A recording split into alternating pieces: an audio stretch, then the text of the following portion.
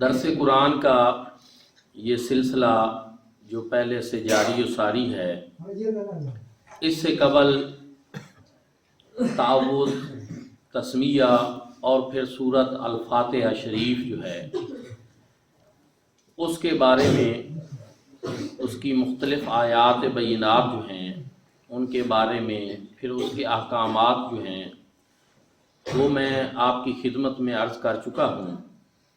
اب سورت البقرہ کا آغاز ہو رہا ہے۔ قرآن مجید فرقان حمید میں یہ وہ سورہ مبارکہ ہے جو فاتحہ شریف کے بعد، اور اس کا آغاز جو ہے وہ حروف مقطعات سے ہوتا ہے۔ الف لام میم یہ حروف مقطعات ہیں۔ حضور ضیاء الامت مفسر قرآن، مفکر اسلام، نباز اصل حضرت ضیاء الامت جسٹس پیر محمد کرم شاہ الازہری رحمۃ اللہ تعالی علیہ تفسیر ضیاء القرآن میں آپ لکھتے ہیں کہ حروف مقطعات کے معنی یا اللہ پاک جانتا ہے یا پھر اس کا رسول جانتا ہے۔ اللہ پاک اس لیے جانتا ہے کہ یہ اس کا اپنا کلام ہے، اور اس کا رسول اس لیے جانتے ہیں کہ اگر حضور نبی کریم صلی اللہ علیہ وآلہ وسلم کو ان کے معنی کا ہی پتہ نہ ہو تو پھر کلام نازل کرنے کا مقصد کیا باقی رہ جاتا ہے۔ اس لیے لازم اور ضروری ہے کہ حضور نبی کریم صلی اللہ علیہ وآلہ وسلم کو بھی ان کے معنی معلوم ہوں۔ اور پھر اس پر اور بہت سارے قرآنی دلائل بھی موجود ہیں کہ قرآن جب پڑھایا ہی اللہ رب العزت نے اپنے محبوب کو ہے تو پھر قرآن میں کوئی ایسی چیز باقی رہ ہی نہیں جاتی جس کا پتہ حضور علیہ الصلوۃ والسلام کو نہ ہو، جس کا علم حضور علیہ الصلوۃ والسلام کو نہ ہو، جس کی تفسیر اور تفصیل کا حضور علیہ الصلوۃ والسلام کو معلوم نہ ہو۔ تو اس وجہ سے لیکن آپ اور میں ہم ان کے معنی نہیں جانتے، نہ آپ جانتے ہیں نہ میں جانتا ہوں۔ پھر سوال پیدا ہوا۔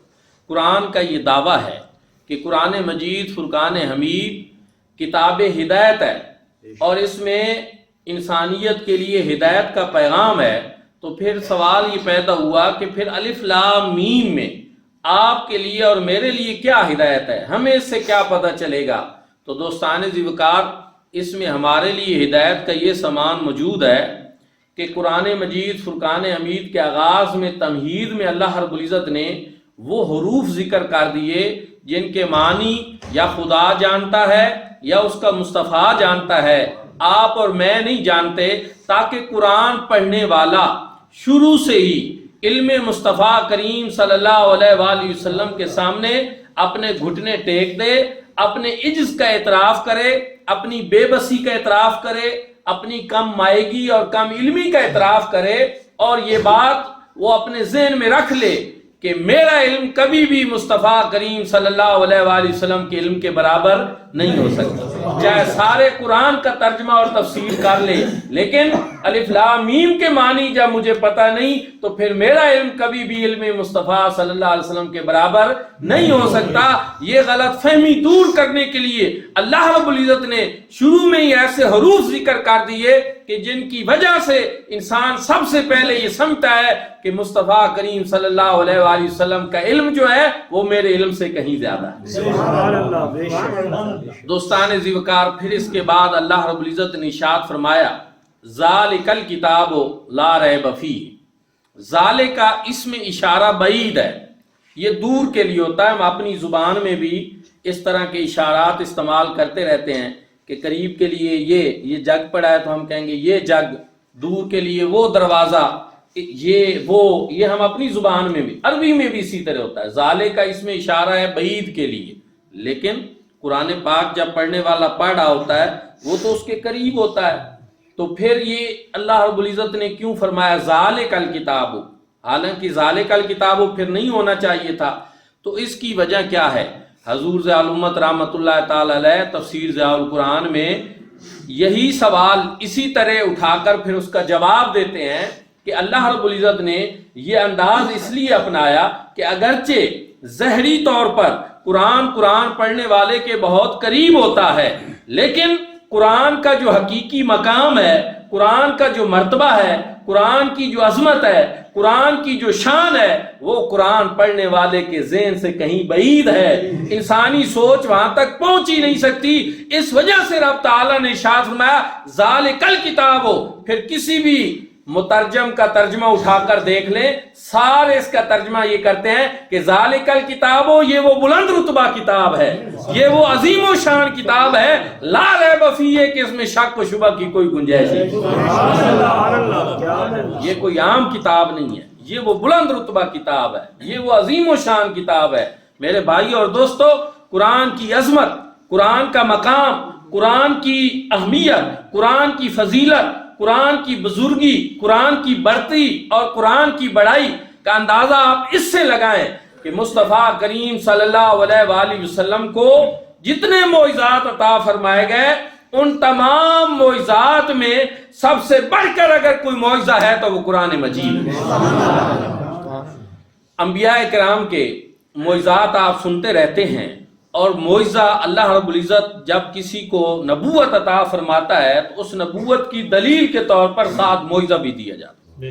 حضرت موسیٰ علیہ السلام کو معجزات عطا فرمائے، جادوگروں کا وہ سنا ہے آپ نے، فرعون کے دربار میں انہوں نے رسیاں پھینکی، حضرت موسیٰ علیہ السلام نے صرف اپنا عصا پھینکا، اور وہ ایک عصا جو ہے، وہ ایک سوٹا جو ہے حضرت موسیٰ علیہ السلام کا، اس نے ان ساری رسیوں کے جو سانپ بنے ہوئے تھے، امام رازی نے تفسیر کبیر میں لکھا ہے کہ ان کی تعداد 70,000 تھی، ان سب کو اس ایک سوٹے نے نگل لیا، ایک عصا نے نگل لیا۔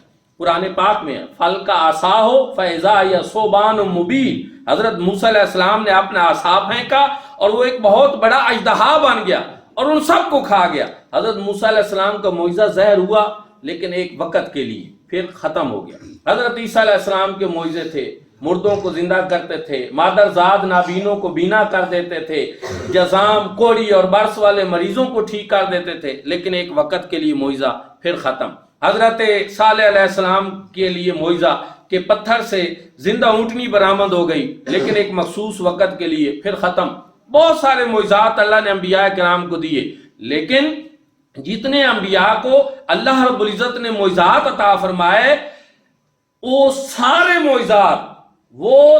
معجزات یا ان جیسے معجزات اللہ رب العزت نے حضور کو عطا فرمائے، اور پھر ان سے بڑھ کر بھی معجزات حضور کو عطا فرمائے۔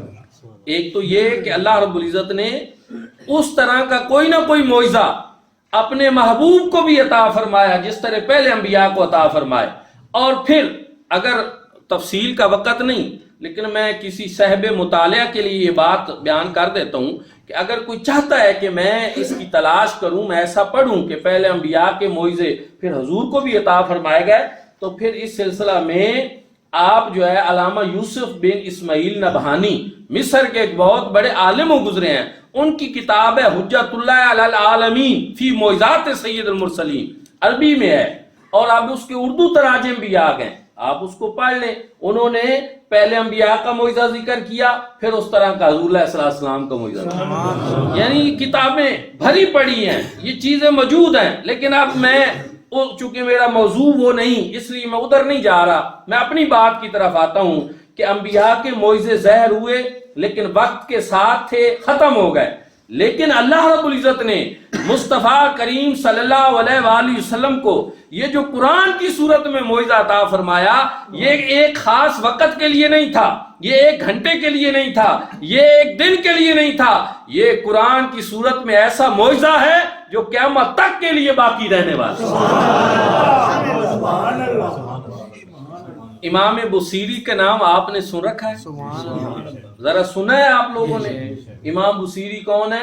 امام شرف الدین بصیری وہ ہیں جنہوں نے حضور نبی کریم صلی اللہ علیہ وآلہ وسلم کی بارگاہ میں قصیدہ بردہ شریف لکھ کر پڑھ کر بھی سنایا، پھر اس قصیدے کی برکت سے ان کو شفا بھی ملی۔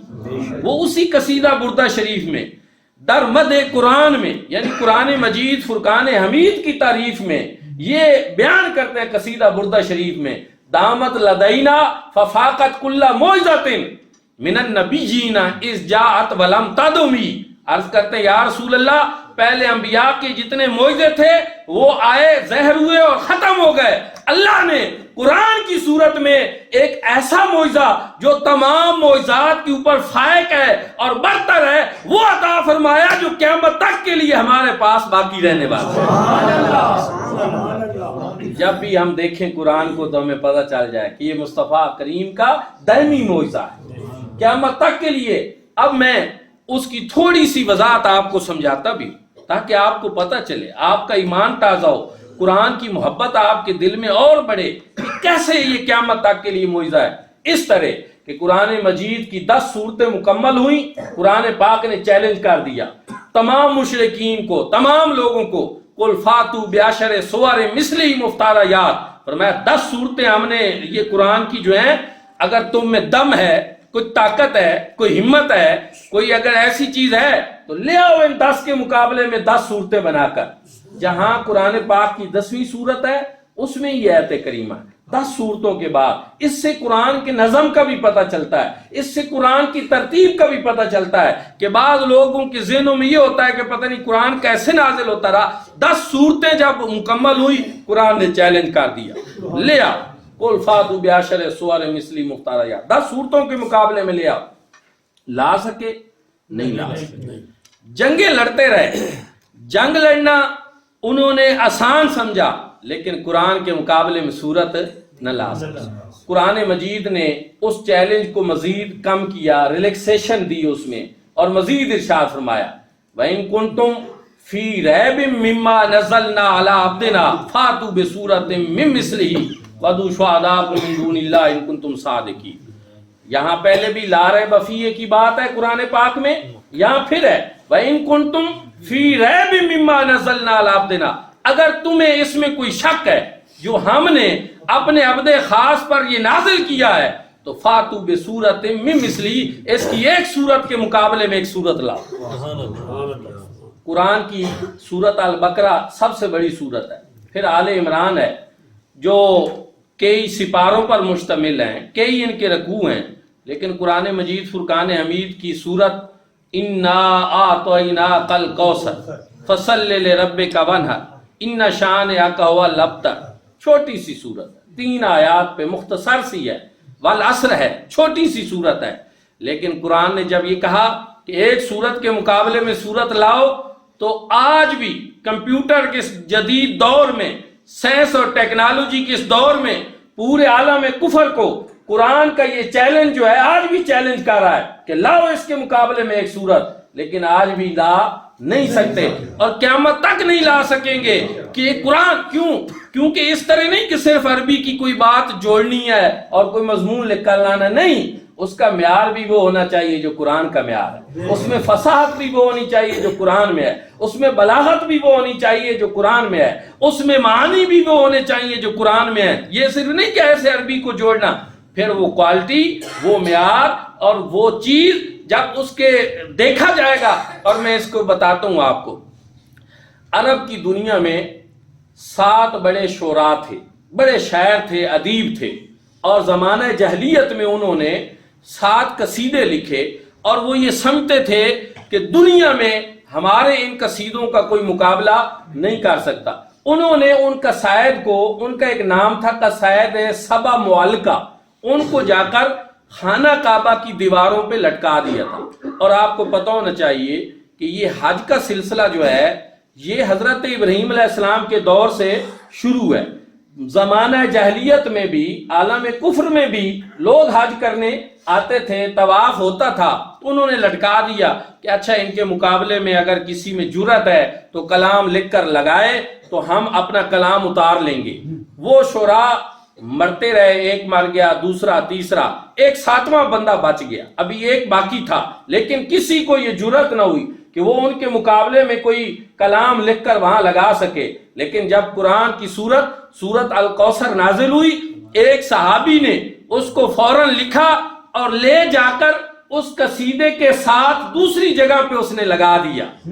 کسی نے اس شاعر کو بتایا، ان 7 شعراء میں سے کسی کو بتایا کہ بھائی اب تو وہاں مقابلے میں ایک کلام لگ گیا ہے، جا اور دیکھ اور پتہ کر کہ کیا اس کی کوالٹی ہے, مقابلہ بنتا ہے کہ نہیں. اس نے کہا ضرور میں دیکھوں گا, بڑی بات ہے.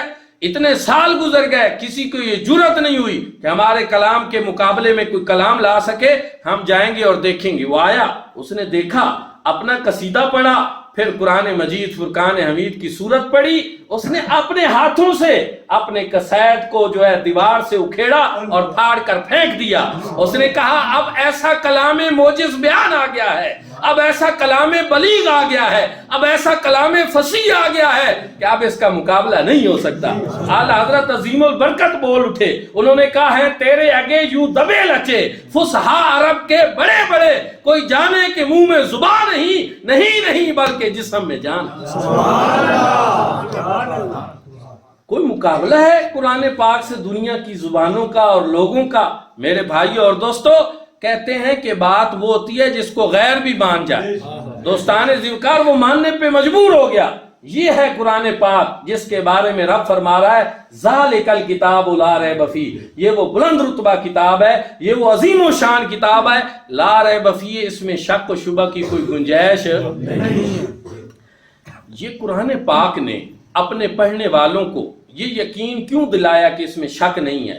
دوستو اس لیے کہ جب قرآن پڑھنے والا پڑھے تو پھر شک کی وادی میں گم ہو کر نہ پڑھے, بلکہ یقین کی دولت سے مالا مال ہو کر پڑھے, اور صرف پڑھے نہیں بلکہ پھر اس یقین کے ساتھ اس کے اوپر عمل بھی کرتا چلا.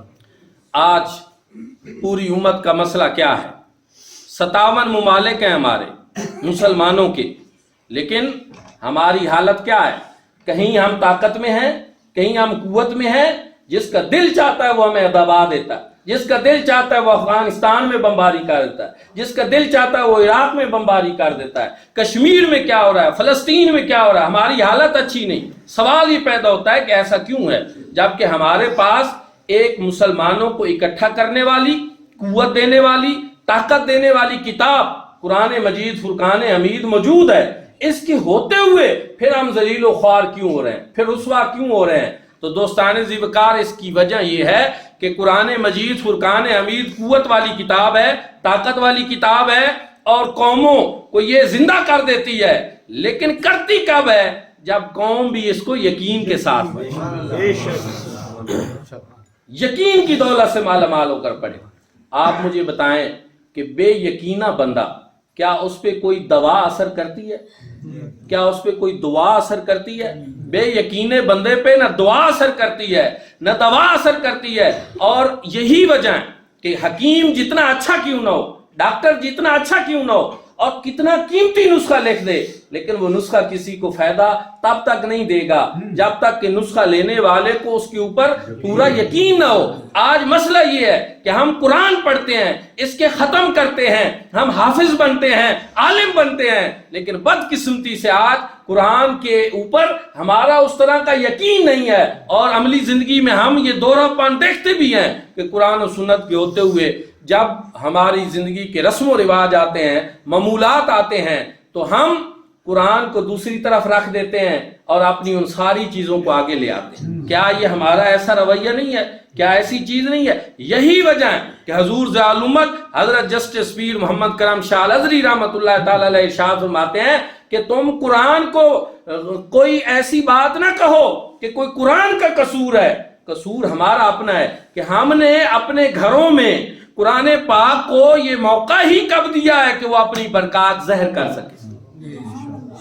یہ دعویٰ تو وہ بندہ کرے جس نے اپنے گھر کا پورا ماحول قرآن کے مطابق بنایا ہو, پھر اس کو برکت نہ ملی ہو, پھر اس کے گھر میں پریشانی ہو, اور وہ کہے کہ میں نے پوری کوشش کی زندگی میں کہ میرے گھر کا ماحول قرآن کا ماحول رہے, لیکن مجھے فائدہ نہیں ہوا, تو وہ یہ بات کرے. لیکن جب ہم نے قرآن کو بند کر کے اپنے گھر میں رکھا ہوا ہے اور صرف کتاب ثواب پڑھ کر, حالانکہ قرآن مجید فرقان حمید ان چیزوں میں سے ہے جس کا دیکھنا بھی ثواب ہے. والدین کو دیکھنا ثواب ہے حدیث پاک میں, بیت اللہ کو دیکھنا ثواب ہے, زمزم شریف کو دیکھنا ثواب ہے, اور قرآن مجید کو دیکھنا ثواب ہے, عالم دین کو دیکھنا ثواب ہے, اور 12 رجب ہے, اب 13 شروع ہو رہی ہے, مولا علی کو دیکھنا بھی ثواب ہے. اور پھر میں آج ایک کتاب میں یہ بات پڑھ رہا تھا کہ یہ باقی چیزیں کعبۃ اللہ کو دیکھنا افضل ہے یا مولا علی کو دیکھنا افضل ہے، تو پھر اس میں باس میں انہوں نے نتیجہ یہ نکالا کہ مولا علی کو دیکھنا یہ کعبۃ اللہ سے بھی افضل ہے۔ کیوں؟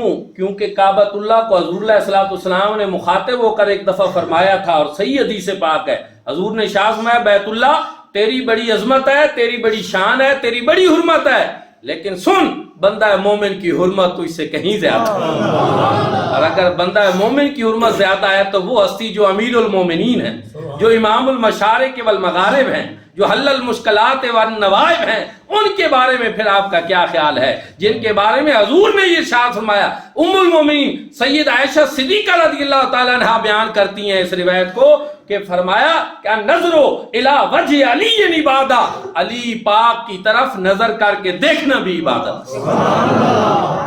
دوستان عزیزکار، یہاں اسی سلسلہ میں حضرت مولا علی کرم اللہ وجہہ کا ایک ارشاد بھی آپ کو بیان کرتا ہوں۔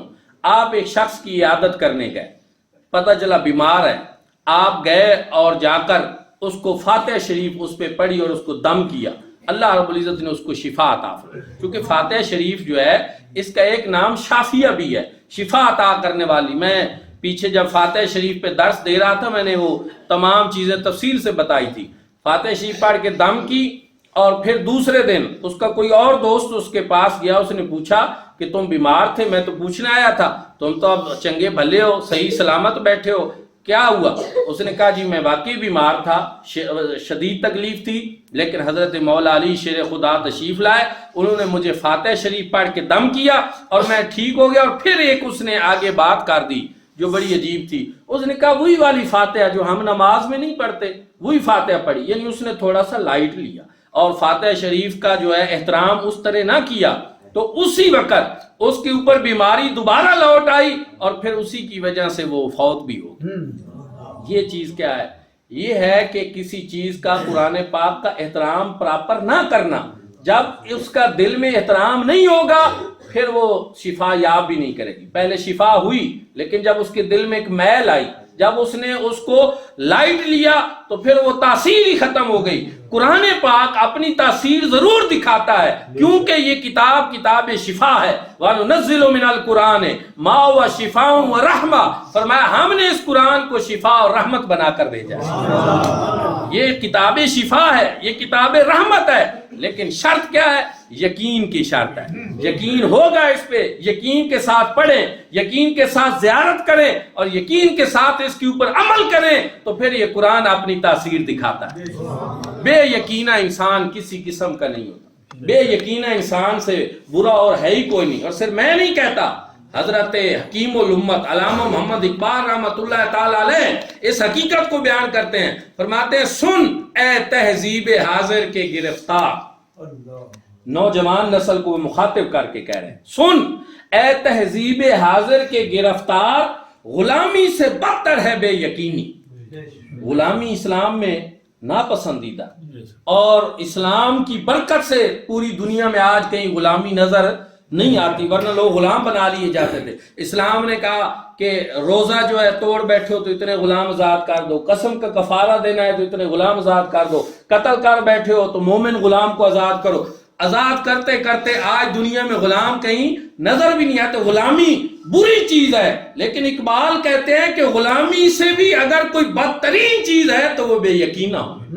سنے تہذیب حاضر کے گرفتار، غلامی سے بدتر ہے بے یقینی۔ آج کے قوم مسلم کا سب سے بڑا مسئلہ یہ ہے کہ آج ہم بے یقینے ہو چکے ہیں۔ دنیا میں وہ فوجیں ہمیشہ جو ہے فتح حاصل کرتی ہیں جو یقین کی دولت سے مالا مال ہوتی ہیں۔ حضرت اقبال نے ایک اور مقام پہ ارشاد فرمایا یقین محکم عمل پہم محبت فاتح عالم، جہاد زندگانی میں یہ ہے مردوں کی شمشیریں، کہ پہلے یقین محکم ہو۔ کس کے اوپر یقین محکم؟ اللہ پاک کی ذات کے اوپر، حضور نبی کریم صلی اللہ علیہ وسلم کے اوپر، قرآن پاک کے اوپر۔ اگر آپ کا پختہ یقین ہو، یقین محکم کا مطلب ہے پختہ یقین ہونا، آپ کا بھروسہ اللہ پاک پہ بھی پختہ ہو، حضور نبی کریم صلی اللہ علیہ وسلم پہ بھی پختہ ہو، اور قرآن پاک پہ بھی پختہ ہو، اور پھر کیا ہے؟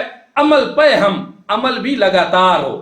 یہ نہیں کہ ہم جس طرح 2-4 دن نمازیں پڑھی، 2-4 دن کوئی کام کیا پھر چھوڑ دیا، پھر کوئی اور سلسلہ شروع کر دیا، نہیں، لگاتار عمل۔ حدیث پاک میں بھی وہ کام جو پختہ کیا جائے لیکن تھوڑا کیا جائے اس کو پسند کیا گیا ہے۔ ہم مسلمانوں کا یہ بھی بڑا مسئلہ ہے کہ ہم کوئی کام لگاتار نہیں کرتے، 2-4 دن جی میں آیا، کوئی کام کیا، پھر چھوڑ دیا، پھر دوسری طرف۔ تو فرمایا کہ عمل پہ ہم، اور تیسری چیز جو ہے کہ قومیں جو ہے نا وہ تیروں اور تلواروں سے فتح نہیں ہوتی، قوم میں محبت سے فتح ہوتی ہے۔ آپ دیکھیں بڑے صغیر کے اندر جو ہے جتنے بزرگان دین تشریف لائے، داتا صاحب کتنے ٹینک ساتھ لائے تھے، خواجہ صاحب ابھی 6 رجب کو خواجہ صاحب کا عرس گزرا ہے، خواجہ صاحب نے 90 لاکھ کو کلمہ پڑھایا تو کتنے تیر مار کر اور تلواریں چلا کر پڑھایا، بابا فرید نے، حضرت سلطان باہو نے۔ یہ کون بزرگ ہیں؟ یہ وہ بزرگ ہیں کہ جن کے پاس اسلحہ تھا لیکن اسلحہ کس کا تھا؟ محبت کا تھا، لوگوں سے پیار کیا اور اس چیز کے اوپر بنیاد رکھی، اور پھر قوم نے دیکھا اللہ کی ذات پہ بھی ان کو پختہ یقین تھا، عمل بھی ان کا پہ ہم تھا، اور محبت بھی ان میں تھی لوگوں کے لیے۔ اس کا نتیجہ کیا نکلا کہ آج یہاں بر صغیر میں اسلام کی شمع روشن ہے۔ آج ہمیں ہر طرف جو ہے مسلمان نظر آتے ہیں۔ تو دوستان ذوقار، آج بھی ہمیں قرآن کے اس سبق کی طرف لوٹنا ہوگا کہ ہمیں قرآن پڑھنا ہوگا تو یقین کی دولت سے مالا مال ہو کر۔ فرمایا ذالک الکتاب لا ریب فیہ، یہ وہ بلند رتبہ کتاب ہے، یہ وہ عظیم و شان کتاب ہے کہ اس میں شک و شبہ کی کوئی گنجائش ہی نہیں۔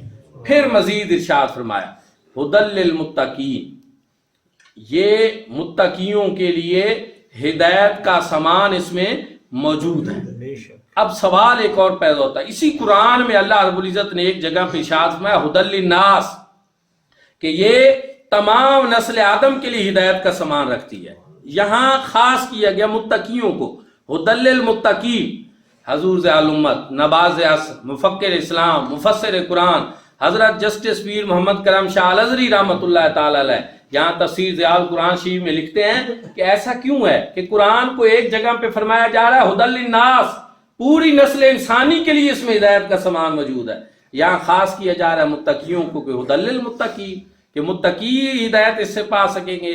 فرمایا ہدایت کا سامان تو پوری نسل انسانی کے لیے اس میں موجود ہے، لیکن اس سے ہدایت پا وہی سکیں گے جن کے دل تقویٰ کی دولت سے مالا مال ہو، جن کے دلوں میں یقین راسخ ہوگا، یقین محکم ہوگا، اور جن کے دلوں میں اللہ کا خوف ہوگا اور وہ اس قرآن کو پڑھیں گے تو اس قرآن سے ہدایت وہی پا سکیں گے۔ میرے بھائی اور دوستو، قرآن کے اندر ہدایت کا سامان تو ساری نسل انسانی کے لیے موجود ہے، لیکن فائدہ کس کو ہوگا؟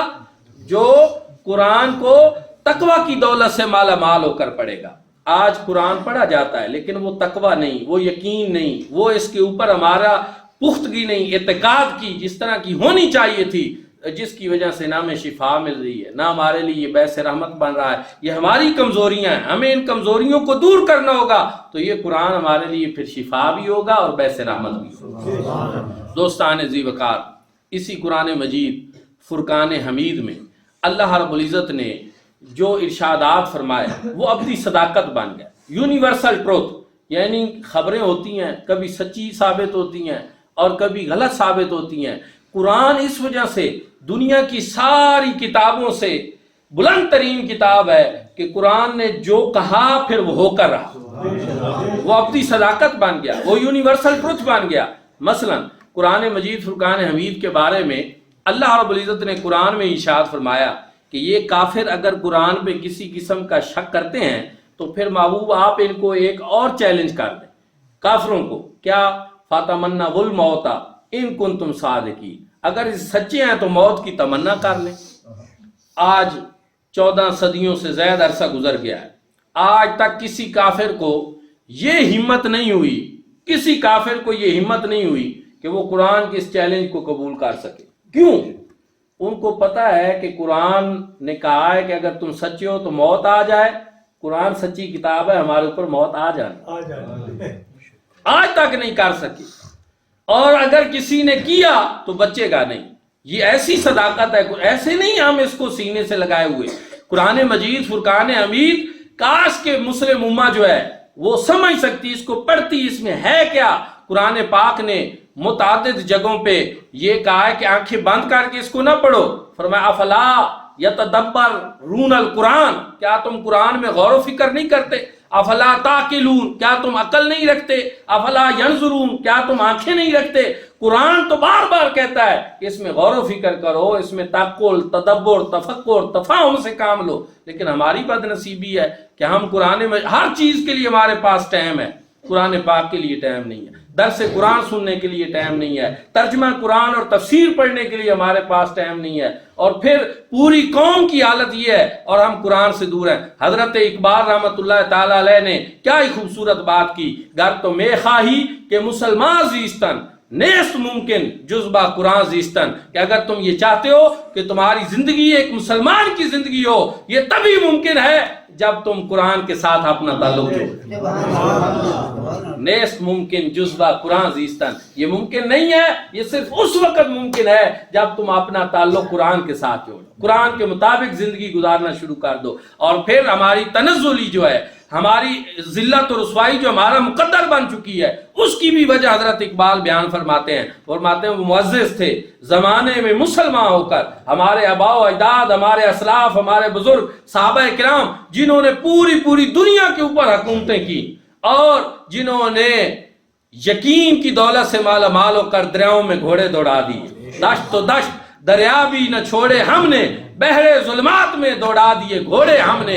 वो बुजुर्गान दी, वो सहाबा किराम जिन्होंने यकीन की दौलत से माला माल होकर दुनिया में एक तारीख रकम की। और मेरे भाइयों और दोस्तों, आज वो चीज हमें नजर नहीं आती। क्यों? क्योंकि वो मुअज़्ज़िज़ थे जमाने में मुसलमान होकर, हम खार हुए तारे के गुनाह होकर। अगर दर्स कुरान को हमने न बुलाया होता तो ये जमाना न जमाने ने दिखाया होता। ये आज हमारी तनज़्ज़ुली, हमारी पस्ती, इसका वह सबब ये है कि हमारा कुरान मजीद फुरकान हमीद से जिस तरह का ताल्लुक होना चाहिए था उस तरह का हमारा ताल्लुक नहीं है। सहाबा किराम का ताल्लुक कैसा था? जो इस्लाम लाता, फिर कुरान के अहकामात सुनता, उसके अंदर जितनी पुरानी बातें थी, जितने तासुबात थे, हर तरह की चीज को उतार फेंक कर कुरान की सरदारी को तस्लीम कर, कुरान की जो है वो सुपरमेसी को तस्लीम किया। आज मेरे भाइयों और दोस्तों, आप और मैं, हम सबको भी कुरान पुकार रहा है, दावत दे रहा है कि आओ हर किस्म के हम भी तासुबात का खात्मा करें। और कुरान ये हब्लुम मिनल्लाह है, कुरान ये अल्लाह की रस्सी है। वातसिमू बिहब्लिल्लाह जमीया, वो कुरान भी है जिस रस्सी को मजबूती के साथ पकड़ने का हमें हुक्म दिया गया है। और हजूर नबी करीम सल्लल्लाहु अलैहि वसल्लम ने तो ये इरशाद फरमाया कुरान मजीद फुरकान हमीद अल्लाह की वो रस्सी है जिसका एक सिरा रब ताला के पास है और दूसरा जमीन पे भेज दिया। यानी जो भी कुरान पाक पढ़ेगा उसका ताल्लुक फौरन ही साहिब कुरान के साथ जुड़ जाएगा और अल्लाह पाक के साथ जुड़ जाएगा। लेकिन आज हमारी सूरत हाल बहुत अबतर है। दोस्तान ज़िक्र, ये दर्स कुरान इसी सिलसिले के एक एहया का तरीका है कि ठीक है, आप तर्जुमा तफसीर खुद पढ़ने की सलाहियत नहीं रखते, इस्तिताअत नहीं रखते, तो ये सूरत हाल इसके लिए हम हाजिर। हाफिज गुलाम मोहम्मद साहब जो है, इन्होंने आज तो बिलखसूस मुझे इशारा फरमाया कि आप इस सिलसिले को तर्क न करें, आएँ और इसको जारी रखें। मैं भी ये समझता हूँ कि आज आपके ये रोशन चेहरे देखकर, इतनी मोहब्बत देखकर मेरा भी दिल कर रहा है इंशाअल्लाह ये सिलसिला दर्स कुरान का जारी रहेगा। और आप कोशिश करें, मैं भी कोशिश करूं कि हम सिर्फ कुरान पे दर्स ही न दें बल्कि हम इस पे अमल भी करें, अपनी जिंदगियों का ताल्लुक जो है कुरान पाक से जोड़ें। ये एक मुकम्मल ज़ाब्ता हयात है। कुरान मजीद फुरकान हमीद एक मुकम्मल ज़ाब्ता हयात है। पूरी जिंदगी गुजारने का इसमें एक चार्टर दे दिया गया है, एक नस्व-ओ-लैन बता दिया गया है। बस जरूरत इस बात की है कि हम अपना ताल्लुक किससे जोड़ें और अपनी जिंदगियां जो हैं वो कुरान पाक के मुताबिक गुजारने की कोशिश करें। तो अल्लाह रब्बुल इज्जत ने इरशाद फरमाया अलिफ लाम मीम ये हरूफ मुक़त्ताअत है। और हजूर अलैहिस्सलातु वस्सलाम ने यहाँ एक हदीस पाक भी आ गई, वो भी मैं बयान कर देता हूँ कि हजूर नबी करीम सल्लल्लाहु अलैहि वसल्लम ने इरशाद फरमाया कि कुरान के हर हर्फ के ऊपर अल्लाह रब्बुल इज्जत 10 नेकियों का सवाब अता फरमाता है। फिर हजूर अलैहिस्सलातु वस्सलाम ने इरशाद फरमाया अलिफुन हरफुन ولام حرف ومیم حرف. یہ نہیں کہ الف لام میم ایک حرف ہے، نہیں، فرمایا الف حرف لام حرف ومیم حرف. جو الف لام میم خالی پڑھتا ہے اللہ رب العزت اس کو 30 نیکیاں عطا. پھر پورا قرآن پاک اس پہ کتنا اجر ہے، کتنا ثواب ہے. اور ایک اور بات بھی ہے، ہم اہل سنت ہیں اور ہم اس بات پہ بڑا پختہ یقین رکھتے ہیں کہ قرآن پاک ایصال ثواب ہو سکتا ہے.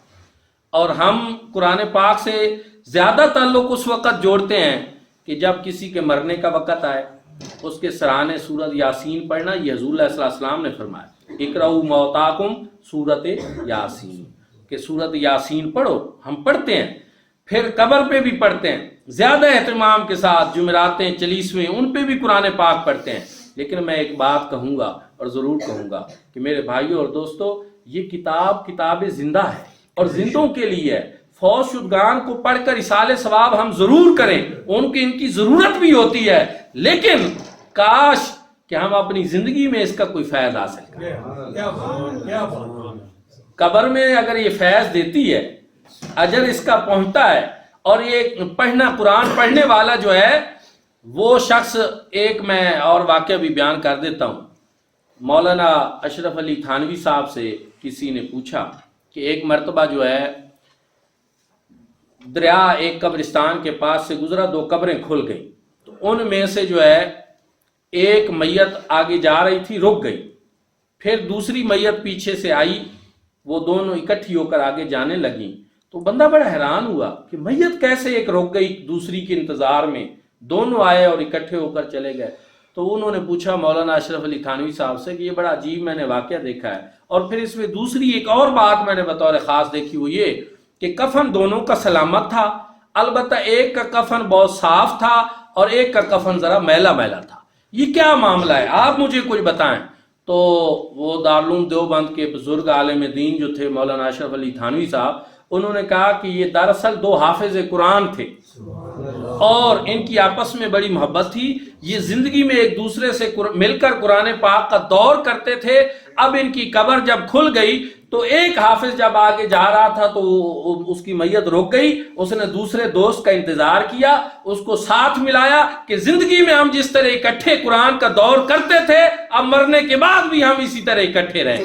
اور پھر انہوں نے کہا کہ جس کا کفن جو ہے وہ زیادہ صاف اور شفاف تھا، وہ تھا جو قرآن پڑھتے ہوئے طہارت کا بہت خیال رکھتا تھا اور ہمیشہ باوضو قرآن پڑھتا تھا. اور جس کا کفن ذرا میلا تھا اس وجہ سے کہ وہ کبھی کبھی وضو کا خیال نہیں رکھتا تھا، چونکہ بے وضو بھی قرآن پاک ہاتھ لائے بغیر چھوئے بغیر پڑھا تو جا سکتا ہے، وہ زیادہ خیال نہیں رکھتا تھا. تو یہ وجہ ہے ان کے. تو پتہ کیا چلا کہ حافظ قرآن جب فوت بھی ہو جائے تو قرآن پاک پڑھنے والا ہو تو اس کا کفن بھی سلامت رہتا ہے، اس کا کفن بھی سلامت رہتا ہے، اس کا جسم بھی سلامت رہتا ہے. یہ شان ہے، یہ عظمت ہے قرآن پاک کی کہ یہ اپنے پڑھنے والے کی حفاظت کرتا ہے، مرنے کے بعد بھی حفاظت کرتا ہے، قبر میں نور بن کر آ جاتا ہے اور قیامت کے دن بھی قرآن مجید فرقان حمید اپنے پڑھنے والوں کے سامنے نور بن کر ان کی رہنمائی کرے گا پل صراط کی. اس کے جتنے فضائل ہم بیان کریں، زندگی ختم ہو سکتی ہے، قرآن کے فضائل ختم نہیں ہو سکتے. بس ضرورت اسی بات کی ہے کہ ہمارا تعلق اس کے ساتھ مضبوط ہو. اللہ رب العزت ہم سب کو عمل کی توفیق عطا فرمائے. اگر یہ تھک گئے ہوں تو پھر کیا خیال. آپ صاحب فرماتے ہیں کیونکہ 12 رجب 13 رجب شروع ہو گئی ہے، حضرت مولا علی شیر خدا کرم اللہ وجہہ، قرآن مجید فرقان حمید اور حضرت مولا علی کا تعلق، اسی پہ بات کر لیتے ہیں. سب سے بہتر یہی ہے کہ اب موضوع بھی قرآن ہے اور مولا علی کا تعلق جو ہے، حضور نبی کریم صلی اللہ علیہ وآلہ وسلم نے ارشاد فرمایا انی تارکن فیکم ثقلین کتاب اللہ و اطرتی، لوگوں میں 2 چیزیں تمہارے درمیان چھوڑ کر جا رہا ہوں، ایک اللہ کی کتاب اور ایک اپنے اہل بیت. اور دوستان ذکر اہل بیت میں مولا علی شیر خدا کرم اللہ وجہ وہ بھی شامل ہیں. اور یہی وجہ ہے کہ جب मुबाहला का वक़्त आया, हजूर अलैहिस्सलाम ने अपनी चादर में इमाम हसन को लिया, इमाम हुसैन को लिया, सैयदा फातिमा तो ज़हरा सलामुल्लाह अलैहा को लिया, हजरत मौला अली को लिया और उनके ऊपर चादर डालकर रब की बारगाह में दुआ की, अल्लाहुम्मा हाउलाए अहले बैती, ऐ अल्लाह ये मेरे अहले बैत, जो इनसे मोहब्बत रखे तू इनसे मोहब्बत रख, जो इनसे दुश्मनी अदावत रखे तू उनसे दुश्मनी अदावत रख। मेरे भाइयों और दोस्तों, हजरत मौला अली शेर खुदा करमल्लाह वजहू वो हैं जिनके बारे में मेरे आका ने इरशाद में अल कुरान मा अली व अली मा अल कुरान लन यफ्तारे का हत्ता यारे दाल अल हौज, फरमाया अली कुरान के साथ और कुरान अली के साथ रहेगा, ये एक दूसरे से कभी भी जुदा नहीं होंगे, हत्ता के हौज कौसर पे भी ये दोनों इकट्ठे मेरे पास आए।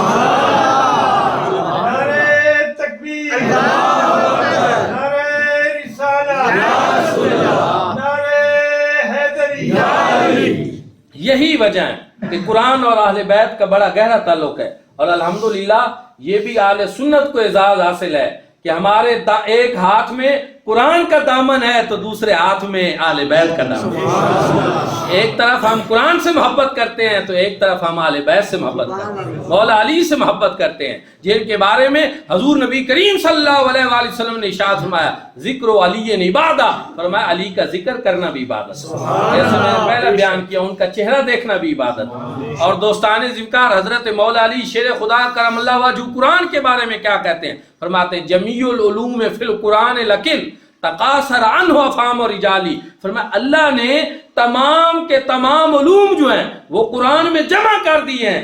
ये अलग बात है कि लोगों को ज़हन उनको पाने से कासिर है, कोई कम इल्म है तो वो थोड़ा ही उसको समझ सकेगा, ये उसकी इल्मी कमजोरी है, कुरान में कोई कमजोरी नहीं। अल्लाह ने सारे उलूम व फनून जो है वो कुरान में जमा कर दिए। उलूम व फनून का कुरान जो है वो सरचश्मा है। जमीउल उलूम फिल कुरान लकिन तकासर अन्हु अफाम रिजाली, फरमाया सारे उलूम व फनून अल्लाह ने इस कुरान में जमा कर दिए। ये अलग बात है कि लोगों की ज़हन उनको पाने से कासिर है। फिर हजरत मौला अली करमल्लाह वजहू ने ये भी फरमाया अगर मैं कुरान मजीद फुरकान हमीद की सूरत अल बाकरा जो है इसकी तफसीर लिखूं तो उसके बोझ से 70 ऊंट जो है वो लादे जाए।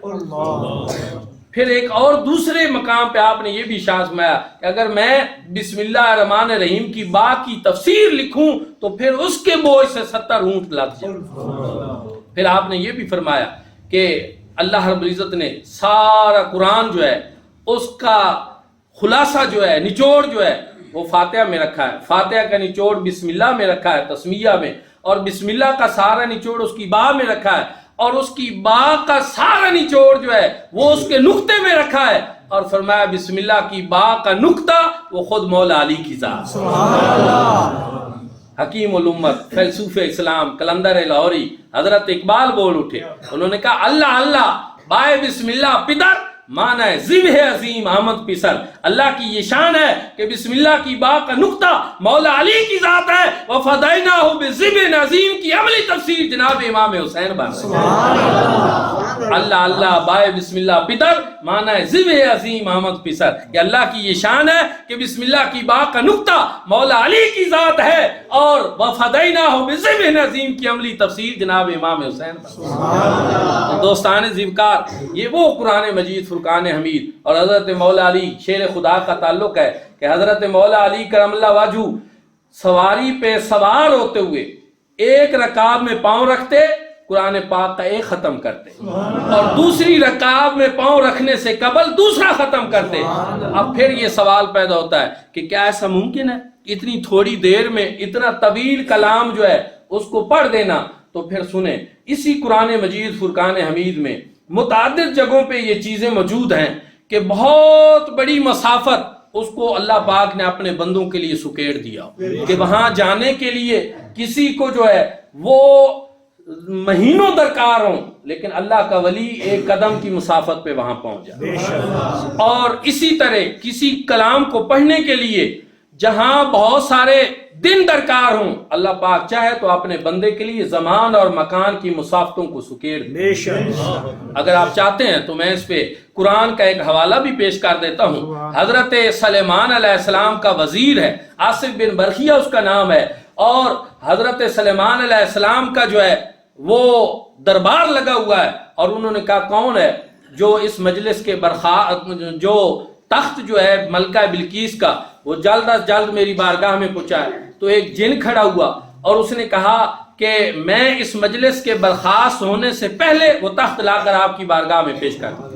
آپ نے فرمایا نہیں، مجھے اس سے بھی پہلے چاہیے۔ وقال الذی عنده علم من الکتاب وانا آتیک بھی قبل ان یرتد الیک طرفک، کہا اس نے جس کے پاس کتاب کا کچھ علم تھا کہ میں وہ تخت لا کر پلک جھپنے سے پہلے آپ کی بارگاہ میں پیش کروں۔ تو دوستان ذی وقار یہ کیا ہے؟ ملکہ بلقیس کا تخت یمن میں تھا، حضرت سلیمان علیہ السلام شام میں تھے، لیکن حضرت سلیمان علیہ السلام خود بھی نہیں، ان کی امت کا ایک فرد جو ہے اور اس کے پاس بھی ساری کتاب کا علم نہیں، جو حضرت سلیمان علیہ السلام کتاب پڑھتے تھے وہ زبور تھی، اس کا بھی کچھ علم اس کے پاس تھا، تو اس کی طاقت کی وجہ سے انہوں نے سینکڑوں میل کی مسافت پہ پڑا ہوا تخت جو ہے وہ پلک جھپنے سے پہلے آن کی آن میں لا کر آپ کی بارگاہ میں پیش کر دیا۔ اس طرح جب اللہ رب العزت چاہیں تو وہ ہستی جس کے پاس تو قرآن کا علم ہو، اور قرآن بھی آدھے کا علم نہیں اور کچھ کا علم نہیں بلکہ قرآن تو سارے کا علم۔ میں نے ابھی بتایا کہ جو کہتے ہیں میں تو صرف بسم اللہ کی باقی تفسیر لکھوں تو 70 اونٹ اس کے بوجھ سے لگ جائے۔ جن کے پاس اس طرح کا علم ہو کہ جن کو علم کی سند اور علم کی ڈگری بھی بارگاہ مصطفیٰ سے نصیب ہو، اور حضور نے ارشاد میں آنا مدینۃ العلم وعلی بابوہا، لوگوں میں شہر یار علم ہوں اور علی اس کا دروازہ، اور حضور نے فرمایا انا دار الحکمت وعلی بابوہا، لوگوں میں حکمت کا شہر ہوں اور علی اس کا دروازہ۔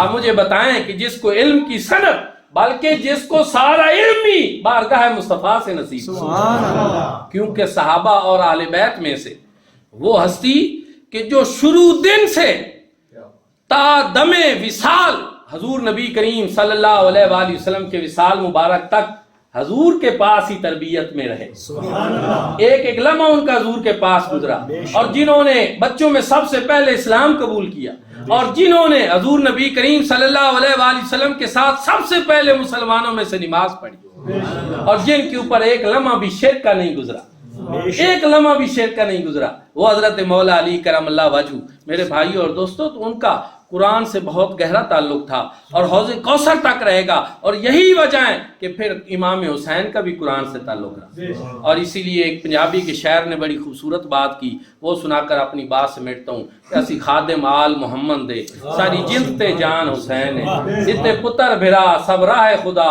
لایا بہو احسان حسین ہے، او یاد آیتیں سنیاں کو جڑا پڑھیا قرآن حسین ہے، ممتاز کفن تے لکھ مرساں میرا دین ایمان حسین ہے۔ اللہ رب العزت ہم سب کو عمل کی توفیق عطا فرمائے۔ وآخر دعوانا ان الحمدللہ رب العالمین۔